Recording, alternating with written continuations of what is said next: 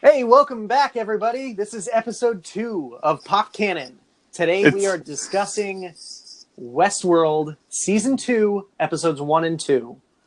It's like we never left. Yeah. I'm your host, Jordan. I'm Robert. I'm Andrew. And I'm Brian. Well, let's get right into it. Here we go talking And about away we go. The next thing you'll hear is us discussing those exact things that you just mentioned, Jordan. Yes. Westworld Season 2, episode 1, Journey into Night. Any That was any preliminary thoughts? quite an opening. Loved it. It was good. I thought it was a great season opener. Mm-hmm. Definitely. Especially considering how they left us hanging at the end of Season 1. Yeah. Did they, though? Yes, they did.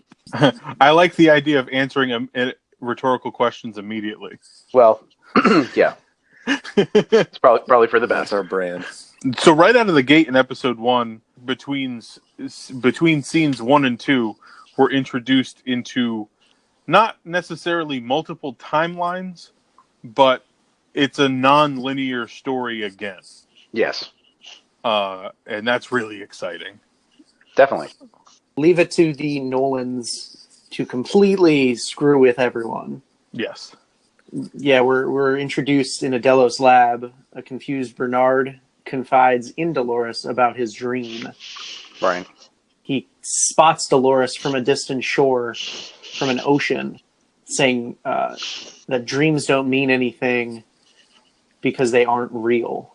And that answer doesn't seem to satisfy Dolores. Did you guys notice that when that scene is happening, that it was actually letterboxed, which is not how the show, and then it went into the normal format of the show. I thought that was really interesting. I'm sure that's not at all foreshadowing at all. Well, I wonder if they're using the letterbox as a way to tell you what timeline a certain sequence of events is going to be in. Exactly. Yeah. Because in episode 2, did they use it again? I did not see it in episode 2. No. Was that Bernard or was that Arnold? I believe that when they showed that right at the beginning, that was Arnold. That was not Bernard. But then again, we don't know that for certain. Right. But I believe that was Arnold talking to back before the park opened. Back before, obviously before he died. Right. Yeah. Because the question in season 1 was, who is the man in black? But now the question, I believe, going into season 2 and through these 2 episodes at least, is, are we looking at Bernard or Arnold or another Bernard? So Yeah, because that's always a possibility. So I'll do you one better. Why is the man in black? Oh wait, no, I'm sorry, I'm confusing things here. But yeah, so we got that, and then Bernard on the beach is 2 weeks after the events of season 1's finale. Yeah. Yes. We're introduced to the idea of a brain in the host, and it's kind of like a Fabergé egg, but it's electronic. Yeah. Yeah. And there's memories stored on them, and also they're recording the guests. We kind of knew that they were recording already because we saw that in season 1 where they recorded encounters with the text, I guess. Yes. Yeah. So we kind of knew that they logged that kind of stuff, but that it was interesting to know that they have like a little CPU in each of them. Well, if you remember back to season 1, when we got that host who was going haywire and he smashed his brain in so that they couldn't see what he has been up to. Very interesting. Yes. So to build off of that, we're getting a little bit more now that we know that the hosts contain basically hard drives. Very hard. Drives. Yeah. And then we get Bernard and Charlotte, played by Tessa Thompson. I love her. And that is seemingly in the aftermath of the finale. Like the immediate aftermath of the finale? Yeah. Within a couple like hours. Almost immediately following Ford's execution. Mm-hmm. Yep. I prefer to call it an assisted suicide. Yeah. But to everybody else who doesn't know. We get controversial here on Pop Kannon. Assisted suicide. We're taking hard stances. We find out the package that Delos is trying to get out of the park is Peter Abernathy, who was a decommissioned host in season 1, and apparently was uploaded with 35 years worth of IP. And Delos won't save anyone who works for their company until they secure that package. Yep. Which is horrible. It even makes me wonder if And Delos is the people that they're communicating with. That's a very good question.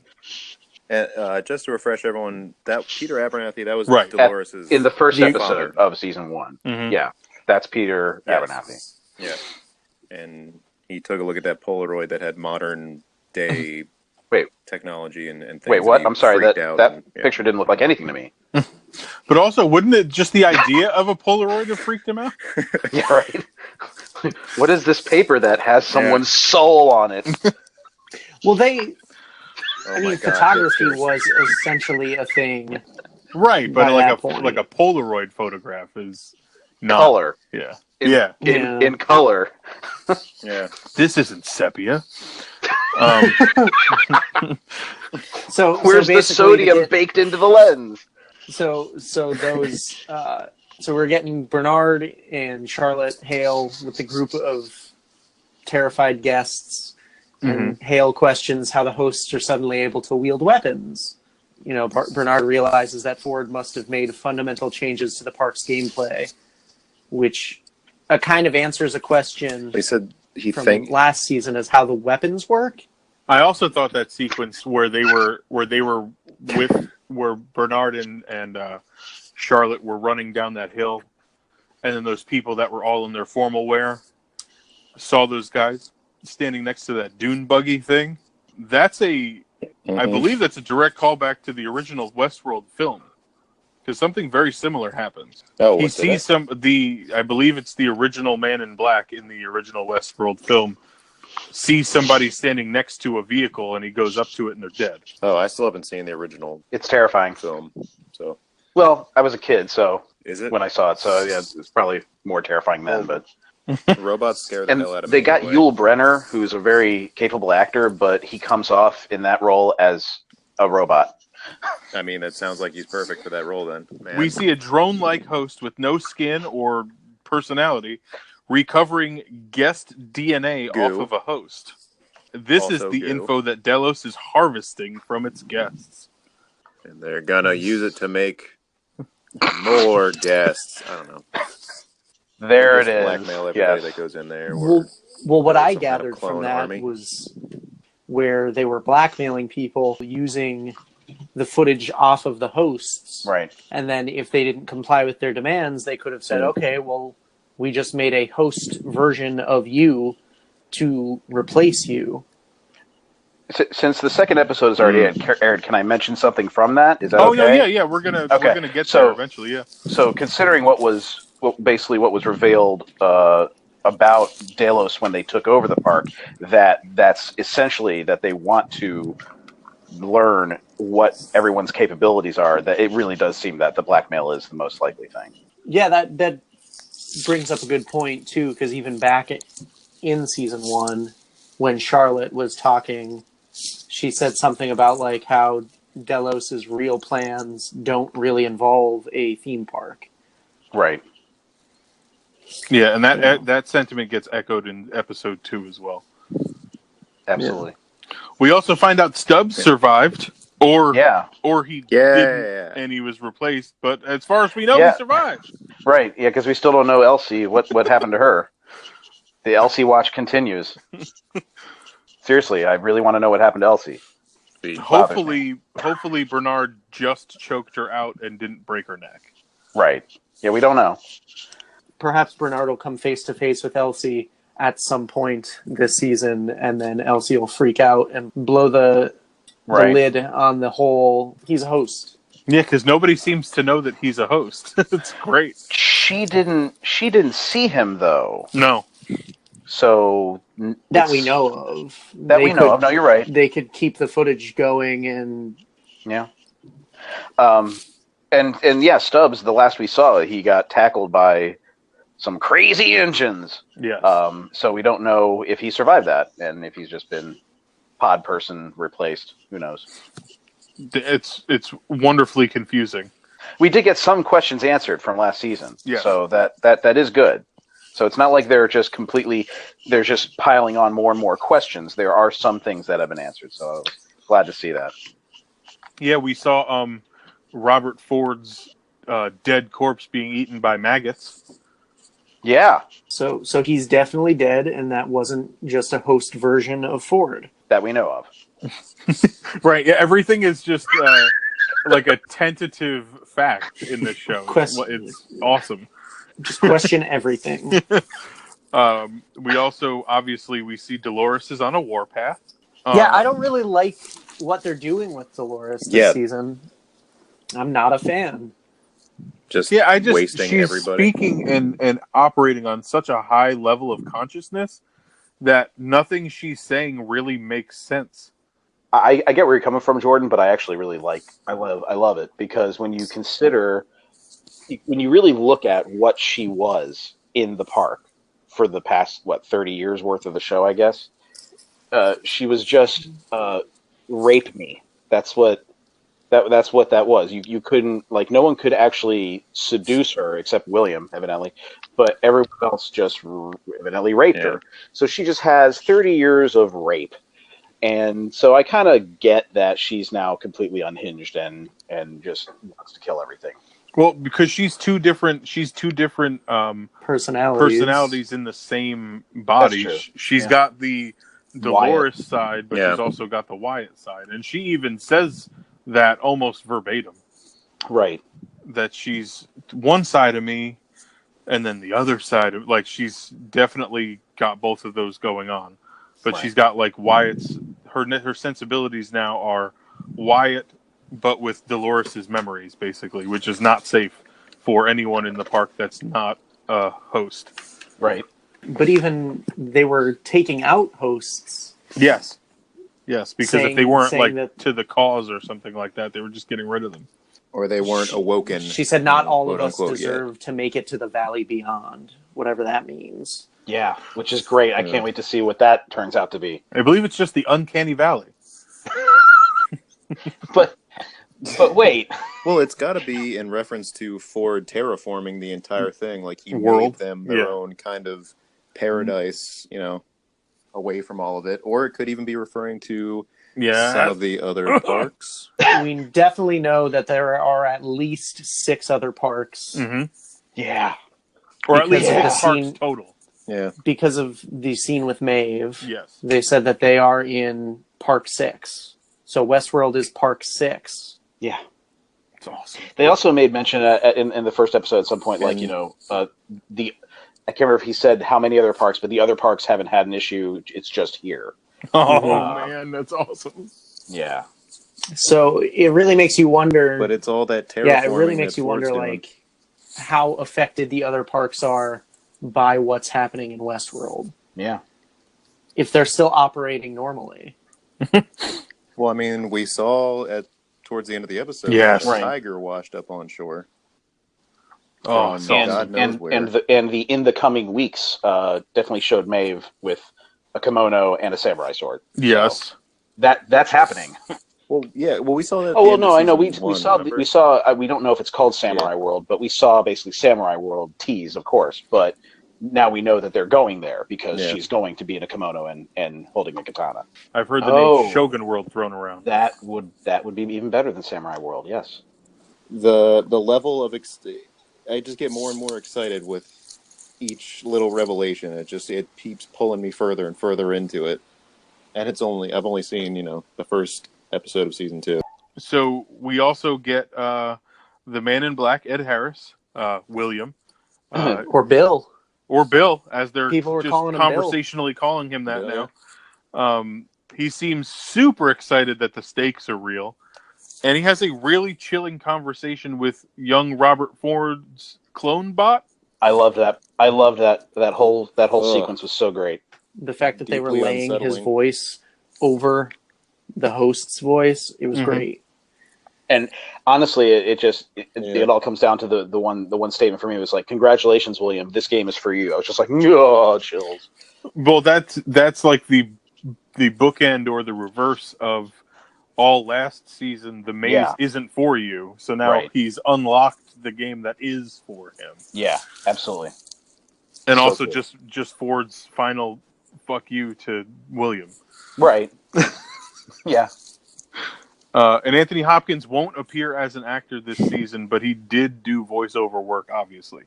So, and I'm kind of glad that we don't need, he was such a huge presence in the first season, and with the journey that everyone took in that first season, he's not needed for this season. Right.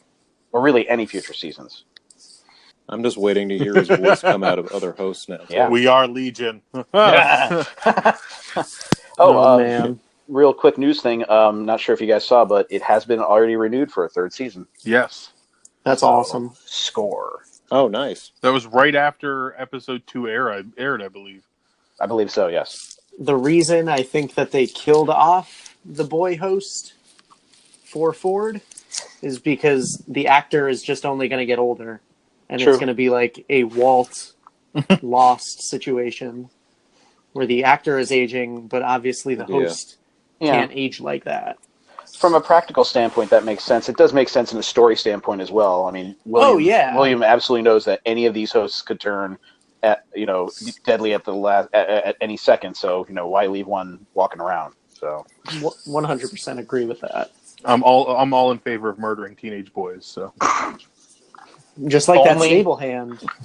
Yeah, he ate it. Yes, he did. Let's talk about Maeve. What's going on with her?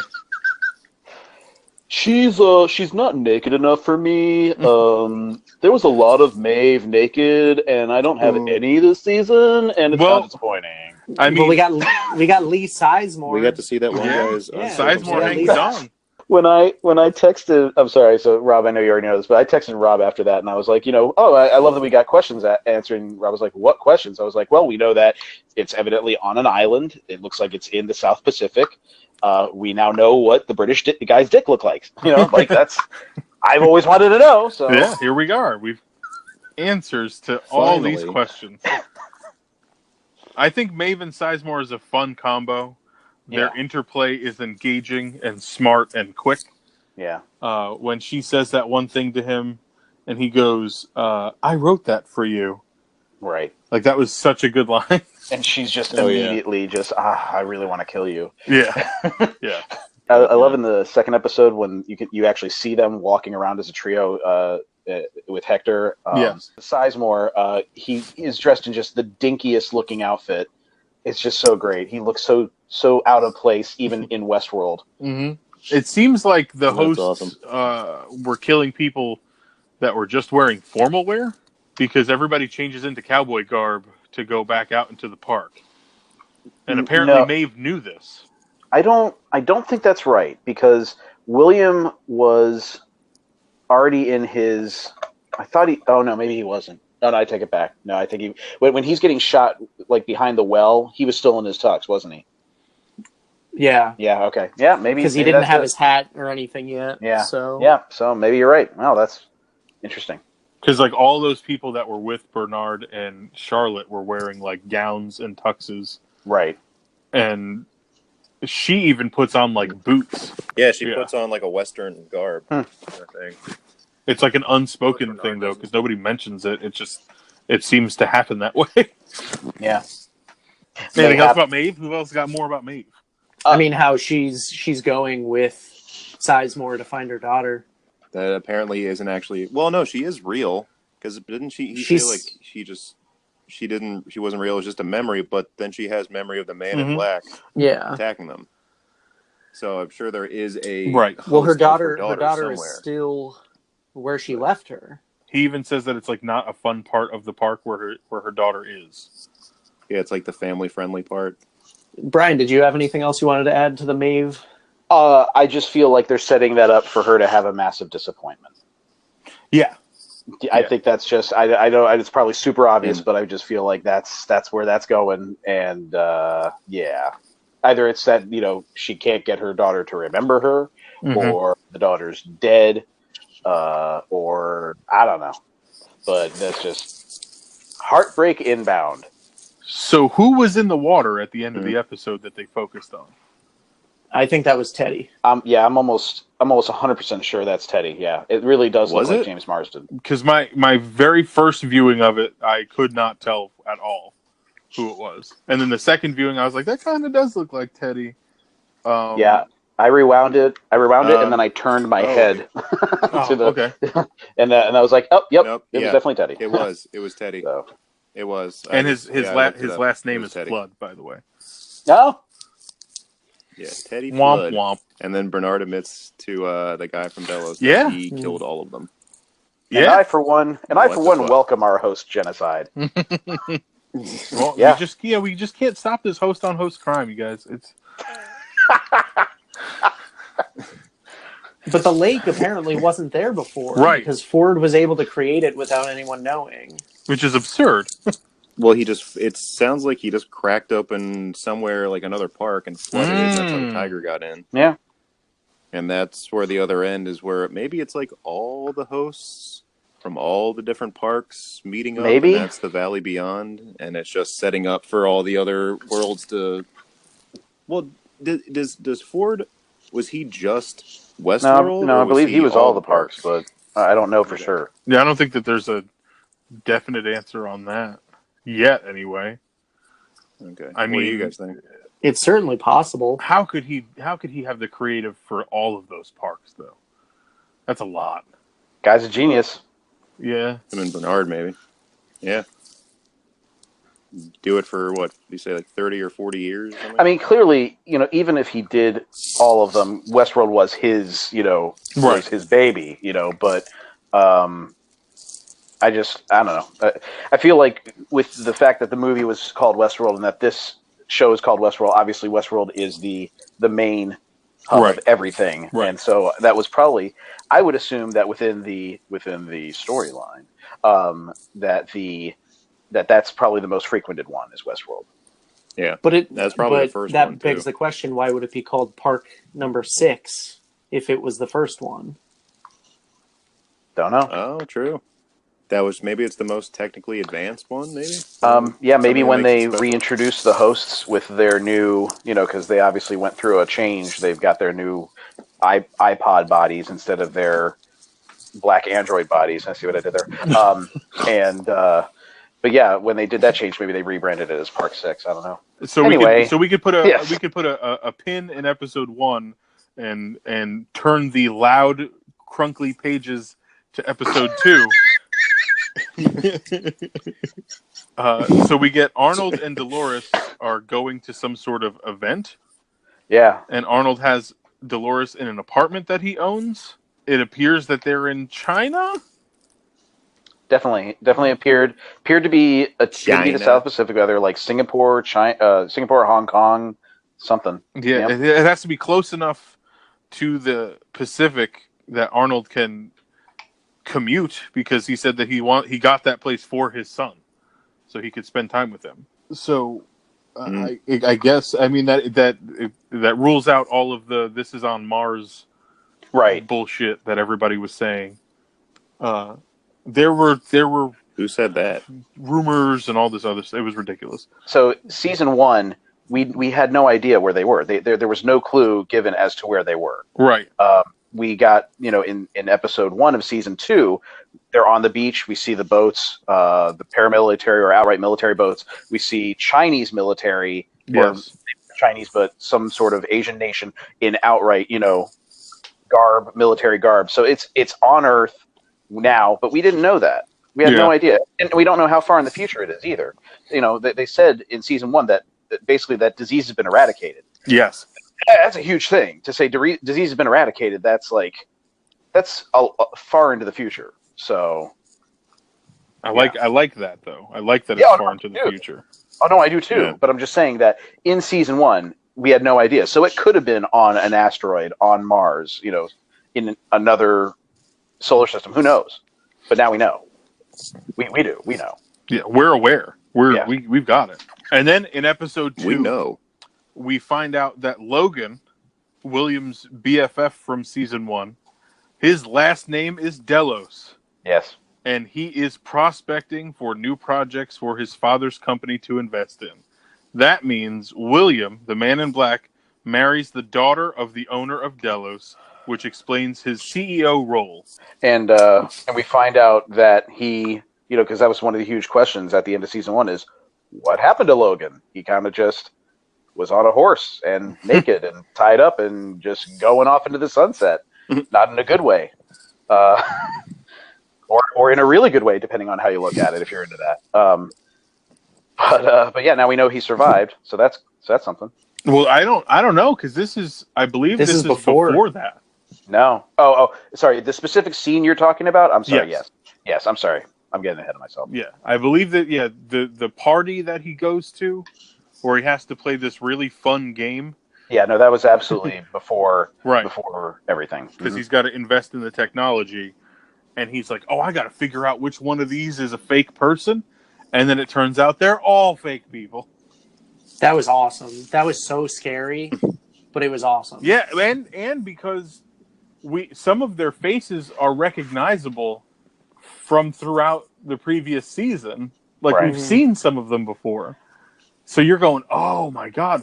But the fact that they're so developed before his money gets involved is spooky as hell.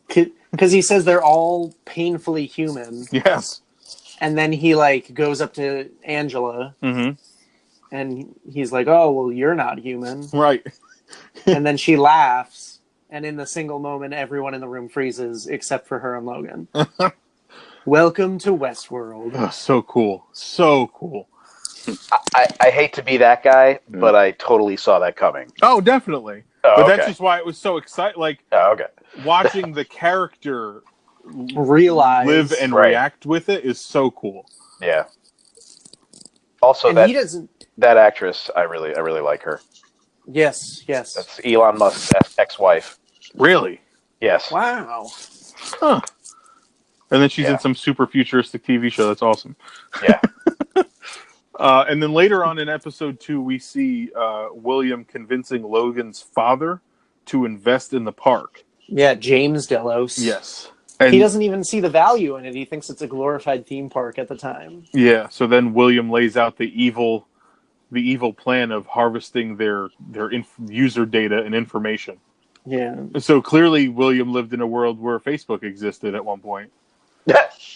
So what else from episode 2? That was my favorite part. I like all the history of it. The current timeline stuff. I'm like, oh, that's cool. Whatever. I want to know how this got here. Just going back to what I had said prematurely, that now we know that Logan did survive. That his ordeal brought him down in his eyes to his father, which helped William's ascension. Mm-hmm. We see him that he's got a little bit of a drug problem now. Mm-hmm. And I thought that was a really cool interaction between Dolores and he at that party where Dolores was playing piano. Mm-hmm. I just thought that was really cool that we found that out. Speaking of that party, Dolores was the host that was playing the piano and was approached by a little girl, but then she's immediately called away by her mother, and it turns out to be William's wife, the daughter of James Delos. And so cool. William approaches Dolores, and they already have had that history, and Delos intercepts him to discuss the progress of a project that could delay the retirement. Right.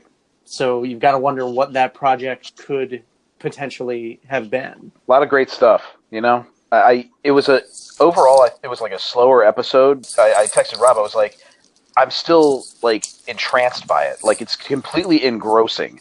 Like, I knew that there was stuff being said that technically had been said last season, and I knew that it wasn't moving at a pace that as someone with unbridled avarice for this kind of shit, I wanted to move forward. I was totally fine with it, though. I was just engrossed in it. Such a great episode. Yeah, same. We really got a lot of backstory from the behind the scenes before Westworld, essentially. And we're still not telling it linear, which is so interesting because it's just just tell the story. Yeah. Why are we guessing about when this all happens?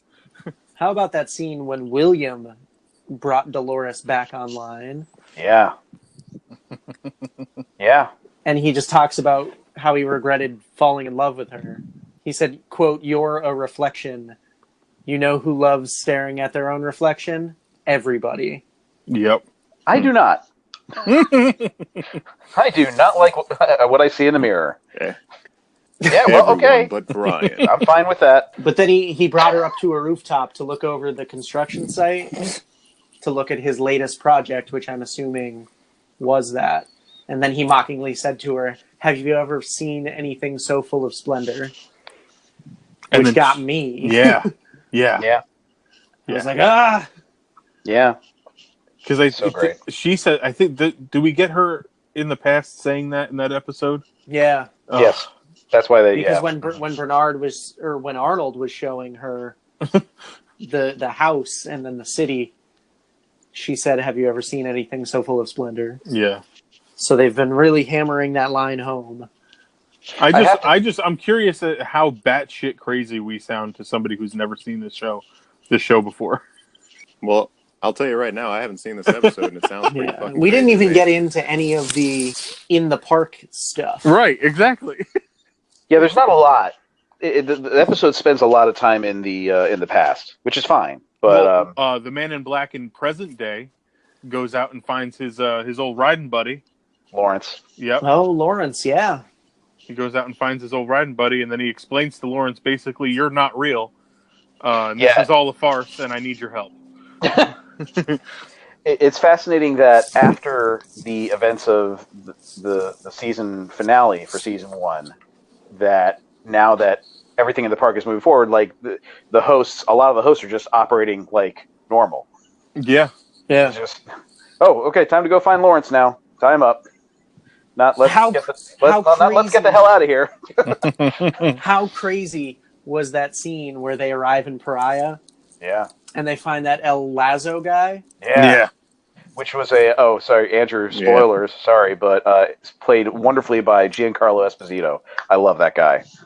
For anyone who's watched Breaking Bad, Gus Fring, which he was so great in that role. But yeah, so he has a cameo in this episode, which was so great. So Man in Black trying to get El Lazo and his whole crew to go with him. His posse. So Man in Black holds the gun to his head and says, "You're going to go with me." And then El Lazo says, "The game was meant for you, William. You must play it alone." Yeah. And then Robert's words yet again. And then he orders his men to take their own lives. And that then was he says, so fucking nuts. Then he says, "I'll see you in the valley beyond, William." And then turns the gun on himself and kills himself. Yeah, it's great. I could not believe that happened. Yeah. Yeah. That sounds really cool. Yes, and it will. It's going to look cool either way. As he was leading Lawrence out of Pariah, William said they're heading for his greatest mistake. So it's just going to be interesting to see where they go. Is there anything else about the first 2 episodes of Westworld season 2 that we want to get into before we move on? No, I really am liking the direction. I mean, from the trailers we saw, we knew it was going to be a batshit crazy season. It's been a batshit crazy first 2 episodes. Things that I didn't think were going to happen, are happening, and it's refreshing because you think that what's going to happen, and then it's just it's great. It's the best show on TV right now. The only other thing that I want to point out is, which we've talked about earlier a little bit, but when Dolores crossed paths with Maeve, that was cool. So that was not as cool as I was hoping it was going to be, but I don't know. I still don't quite know what to make of it. I mean, they're on different paths now, so they part ways. But to see where they're going to wind up is what's interesting. And even then, Dolores is operating on such a high level of thinking that she's like way above where Maeve's at, and we know that Maeve is as turned up as you can be for all of the intelligence that you could have. Right. I don't know. I'm very excited. We've got another episode later tonight. I'm sure we'll talk about it again really soon. Hell yeah. But for that, I guess this has been our Westworld Season 2, Episodes 1 and 2 episode. Yeah. If you're not watching Westworld, you're making a huge mistake. Beep. So jump on the bandwagon. It's on Beep, HBO every Sunday, 9:00. Yeah, We're jump in before you're way behind, and then you don't want to jump into it. the first 10 episodes are some of the best television I've ever seen on TV, Yes. bar none. So with that being said, I'm Jordan. I'm Robert. I'm Andrew. And I'm Brian. Thanks for listening to Pop Kannon. We'll see you again real soon. Real soon. We can't predict the future.